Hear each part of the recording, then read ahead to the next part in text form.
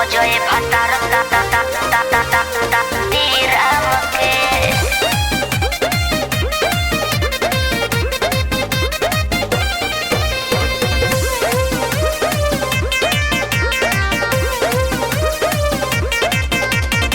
तोहरा के छोड़ी अब कहीं न जाई, गौवा में गइया भैंसिया चराइब। अच्छा ए मुझो से तोहर कमाई हो गई। तोहरा के छोड़ी अब कहीं न जाई, गौवा में गइया भैंसिया चराइब। देखो ई बजना बाजी मुँह मारो बाहर के काम के। जिंदगी चले ना बिना दाम के, भजए भतार श्री राम के। मोरे लका गोरे गोरे गाल पे, भजए भतार श्री राम के।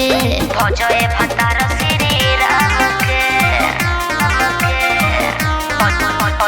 भजए भतार श्री राम के।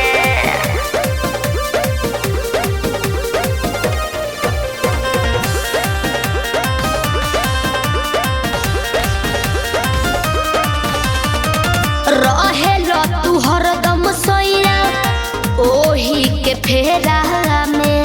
जवन मजा तोरा में बा उ न बर्फी पेड़ा में।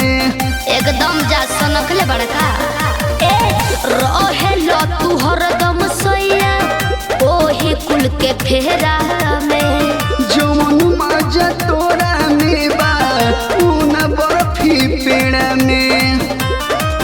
जूस पिया भाई जवनिया के जैम के। चुप रहो अरे जिंदगी चले ना बिना दाम के, भजए भतार श्री राम के।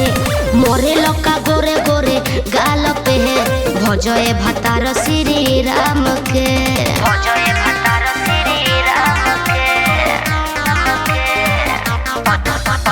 भजए भतार श्री राम के।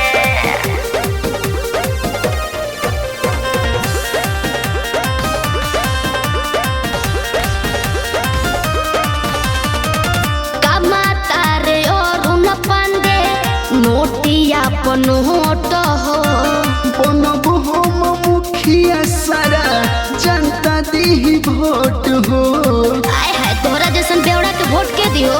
ए कमाता रे लालू पप्पू, नोटिया पनोट हो। बनब हम मुखिया करी गाँव घर सपोर्ट हो। जन गुस्सा कर मुर्गा बनी शाम के। अरे जिंदगी चले ना बिना दाम के, भजए भतार श्री राम के। मोरे लका गोरे गोरे गाल पे, भजए भतार श्री राम के।